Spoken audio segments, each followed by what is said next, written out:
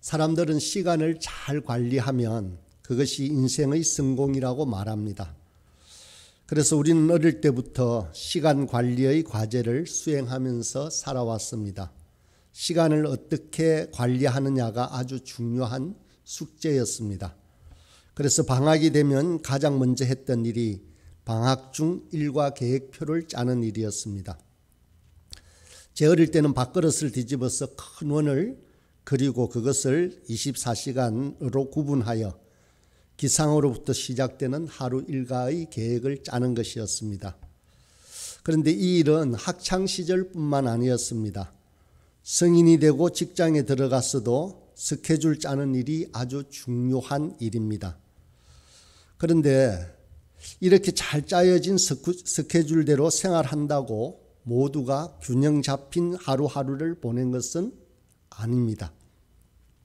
시간을 관리하는 것보다 더 소중하고 꼭 필요한 일이 있습니다. 우리 인생을 잘 정돈되게 바로 잡는 것입니다. 잘 정돈된 마음을 갖는 것입니다. 회복시키는 것입니다. 잠언 4장 23절에 보면 무릇 지킬 만한 것보다 더욱 내 마음을 지키라. 생명의 근원이 이에서 남이니라고 말씀합니다. 아주 유명한 말씀입니다. 우리는 모든 지킬 만한 것보다 마음을 지켜야 합니다. 마음에서 생명의 근원이 생겨난다고 합니다. 여호와를 경외하는 것이 바로 지혜의 근본이자 근원입니다. 우리 마음은 하나님의 성전입니다. 지성소입니다. 마음은 말과 행동의 근원입니다. 성령의 물이 흐르는 근원지이라는 것입니다. 생명도 죽음도 우리 마음에서 납니다. 성령의 강물, 사망의 강물, 축복의 강물, 저주의 강물이 흐르는 곳이 바로 우리 마음속입니다. 건강과 질병도 우리 마음에서 납니다. 행복과 불행도 마음에서 옵니다. 마음은 생각입니다. 우리는 이 생각을 지켜야 합니다. 생각은 생명의 근원이기 때문에 모든 선과 악이 생각에서 나옵니다. 성령이 주시는 생각을 하면 성령이 오시고 생명과 평안이 있는 것입니다. 한국 사람은 배고픈 것은 참아도 배 아픈 것은 못 참는다고 합니다. 내가 실패하는 것은 참아도 남이 성공하는 것은 못 참습니다. 그런데 이렇게 시기하면 뼈가 썩습니다. 우리의 척추가 신경계의 중심입니다. 이곳이 썩으면 병이 납니다. 마음의 분노와 서운함을 반드시 극복해야 합니다. 그것은 말씀을 묵상하면 우리가 마음을 지킬 수 있습니다. 그래서 바울 사도는 예수 그리스도의 마음을 품으라라고 합니다. 예수님의 영이 있을 때 우리 마음을 지킬 수 있습니다. 육신의 생각은 사망이요 영의 생각은 생명과 평안이라고 했습니다. 우리는 성령님이 주시는 생각을 해야 합니다. 생각을 바꾸면 말이 바뀌고 습관이 바뀌고 우리 인생이 바뀐다 합니다. 마음이 잘 정돈된다면 죄에서 해방될 뿐만 아니라 죄의 욕구에서도 자유롭게 됩니다.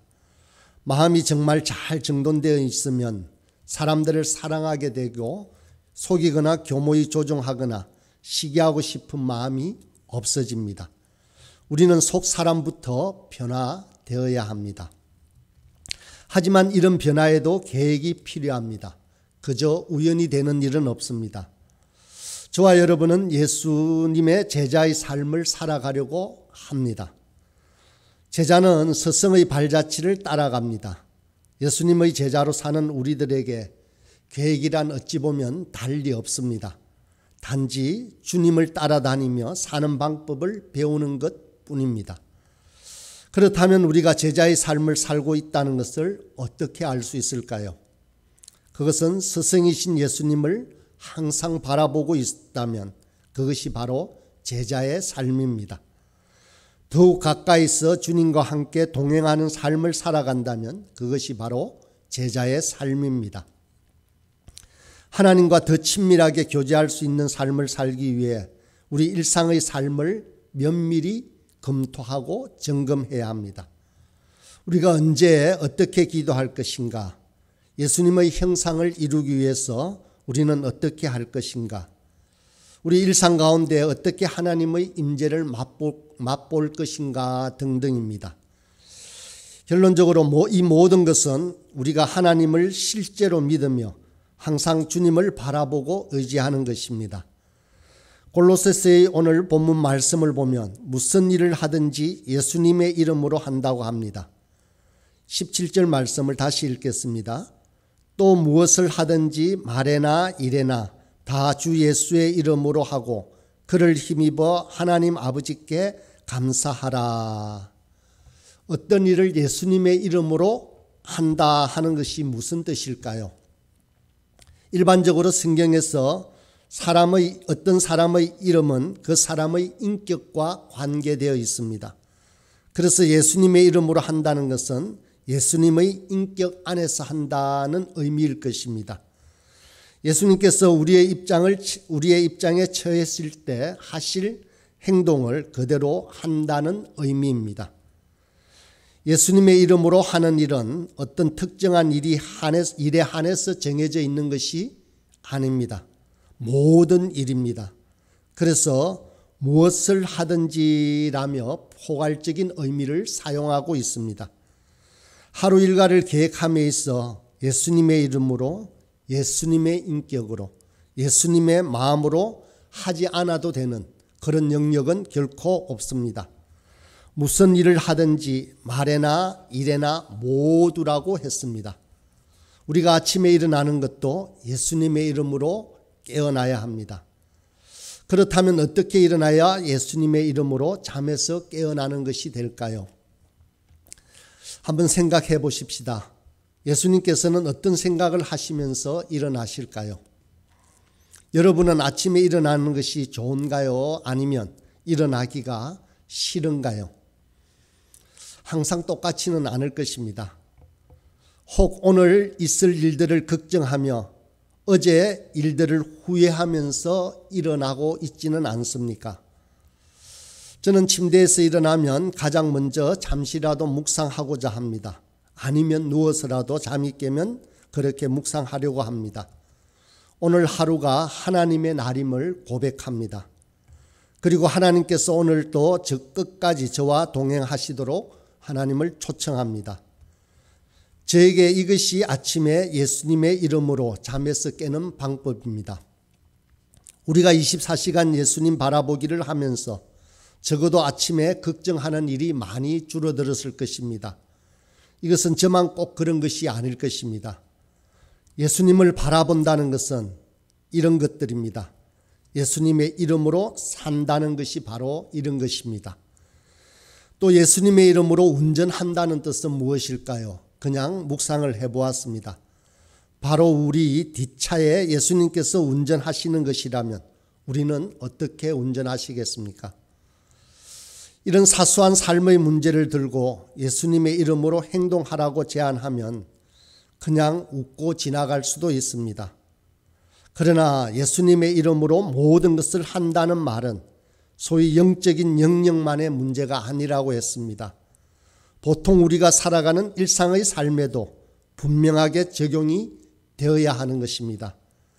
예수님께서는 운전하실 때 어떤 음악을 들을까요? 뉴스를 들을까요? 이런 것들을 생각해 봅니다.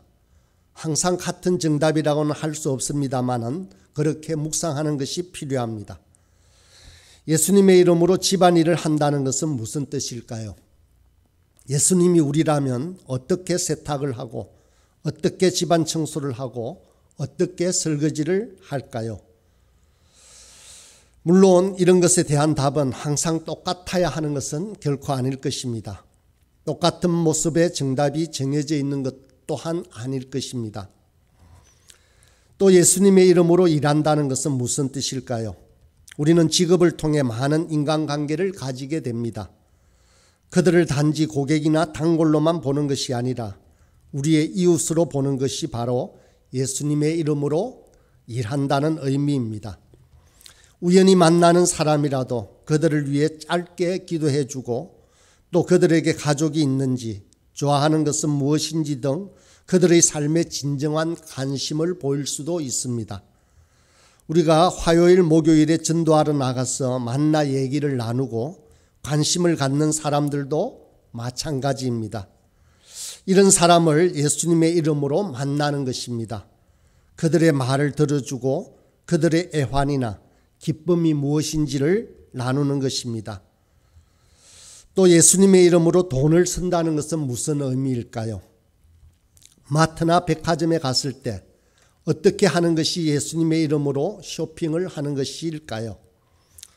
거기서 일하는 사람들에게 관심을 보이고 친절히 대하는 행동일 수도 있습니다. 어떤 옷을 사는가에는 우리의 미적 감각을 가지고 색깔과 스타일을 즐기는 일이 될 수도 있습니다. 예수님의 이름으로 옷을 입는다는 것이 보기 흉하고 우중충한 옷을 입는다는 의미는 아닐 것입니다. 아름다운 것은 좋은 것이고 아름다움을 감상하고 즐기는 일은 좋은 것입니다. 예수님께서 말씀하신 대로 가장 멋진 미적 감각을 가지고 계신 주님은 들에 핀 꽃이 이스라엘 역사상 가장 훌륭한 옷을 입은 솔로몬보다 더 아름답다고 하셨습니다. 그 어떤 디자이너의 작품도 하나님의 디자인보다 못합니다. 그러나 분명한 것은 예수님의 이름으로 쇼핑하는 것은 허영을 채우기 위한 화려하고 값비싼 유행을 쫓아가지 않겠다라고 말하는 것이기도 합니다. 그 밖에 식사하기, 자녀 돌보기, 텔레비전 시청하기, 독서, 잠자기 등 다양한 예를 들어서 생각해 볼 수 있습니다. 이처럼 오늘 말씀은 무엇을 하든지 말에나 일에나 다 주 예수의 이름으로 하고의 의미가 단지 영적인 특정 분야가 아니라 우리 인생의 전 영역에 적용하라고 진지하게 말씀하고 있는 것입니다. 우리는 예수의 이름으로 인생을 살라고 그렇게 초대를 받았습니다. 오늘 본문에서 말씀하시는 예수님의 이름으로 사는 삶이란 우리 교회가 훈련하고 있는 24시간 주님 바라보기를 구체적으로 모든 생활에 적용해 보는 것과 같습니다. 오직 주님을 바라봅니다 라고 순간순간 고백하다 오늘 본문의 말씀을 읽었는데 이 예수님의 이름으로 사는 삶과 오직 주님을 바라봅니다 라는 고백이 같은 의미이겠다 싶어서 오늘 꼭 나눠보고 싶었습니다. 그런데 오늘 우리가 예수님의 이름으로 살기 위해서는 예수님의 말씀이 우리 안에 풍성히 거해야 된다라고 오늘 말씀은 또 가르치고 있습니다. 본문 16절입니다. 그리스도의 말씀이 너희 속에 풍성히 거하여 모든 지혜로 피차 가르치며 권면하고 시와 찬송과 신령한 노래를 부르며 감사하는 마음으로 하나님을 찬양하고 라고 말씀하십니다. 그리스도의 말씀이 우리 속에 풍성해야 합니다. 풍성하다는 것은 많은 것을 의미합니다. 말씀이 우리 마음에 많이 있어야 합니다. 이 풍성하다는 것은 들어가고 나아가는 것입니다. 그리스도의 말씀이 살아서 우리 안에 들어오고 우리는 다른 사람에게 말씀을 가르쳐서 말씀이 나가게 해야 합니다. 다른 사람에게 말씀을 가르쳐야 합니다. 모두는 이렇게 말씀을 나누고 가르칠 수 있습니다. 우리는 피차 가르칠 수 있습니다. 우리가 작은 교회 모임에서 서로 나누는 것은 서로를 가르치고 서로에게 도전을 줍니다.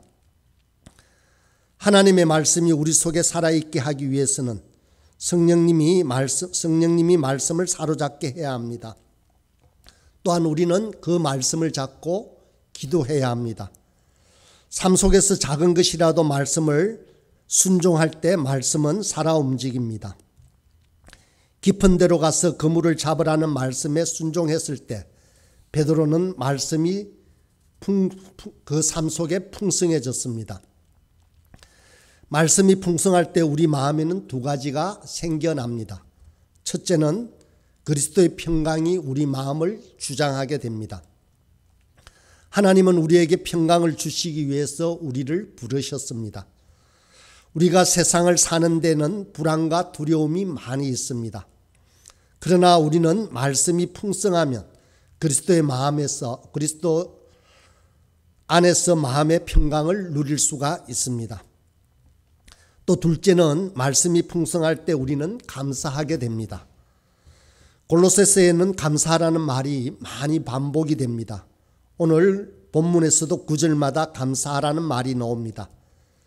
감사하는 자가 되어 모든 지혜로 피차 가르치며 권면하고 시와 찬송과 신령한 노래를 불러야 한다고 합니다. 또 감사하는 마음으로 하나님을 찬양해야 합니다. 무슨 말이나 일이나 주의 이름으로 하고 주의 이름을 힘입어 하나님께 감사해야 합니다. 이렇게 마음이 평안하고 감사가 있을 때 우리는 사랑할 수가 있습니다. 결론적으로 우리는 하나님 나라에 이민 갈 나그네들입니다. 우리의 시민권을 하나님이 잘 보호하고 계십니다. 예수님이 다시 오시는 날 우리는 완전한 이민자가 될 것입니다. 그날에는 우리의 육신까지도 새 몸을 힘입고 새 하늘과 새 땅에서 살 것입니다. 우리가 하나님 나라에 가기 위해서는 사랑의 옷을 입어야 합니다. 엄난과 탐심을 죽여야 합니다. 혈기와 거짓의 옷을 벗어야 합니다. 이런 것이 있는 자는 하나님 나라에 들어갈 수가 없습니다. 하나님 나라에 갈 준비를 하는 것은 구체적으로 사랑의 옷을 입고 살아가는 것입니다. 이런 사랑을 하기 위해서는 무엇보다도 그리스도의 말씀이 우리 안에 풍성히 살아있게 해야 합니다. 우리가 말씀을 묵상하고 순종하여서 우리 안에 말씀이 풍성하고 은혜가 풍성하고 사랑이 풍성한 삶을 살아야 합니다. 그러면 예수님이 오실 때 부활의 새 생명을 얻고 새 하늘과 새 땅에 들어가게 될 것입니다. 모쪼록 저와 여러분 속에 말씀이 풍성하여 예수님의 이름으로 사는 사랑 많은 사람이 되길 간절히 소원합니다. 이제 우리가 그 말씀에 순종하여 우리 삶이 변하게 해달라고 간구합시다. 저와 여러분이 오늘도 예수님의 이름으로 사는 하루가 되게 해달라고 그렇게 기도합시다. 특별히 오늘은 우리 자녀를 위해서 기도합시다. 우리 세대보다 더욱 어려운 날들을 살아갈 우리 자녀들이 신실한 자가 되게 해달라고 간구합시다. 아울러 우리 교회의 주일학교를 위해 기도해 주십시오. 우리 교회에 걸음한 새로운 친구들이 잘 정착할 수 있도록 기도해 주십시오.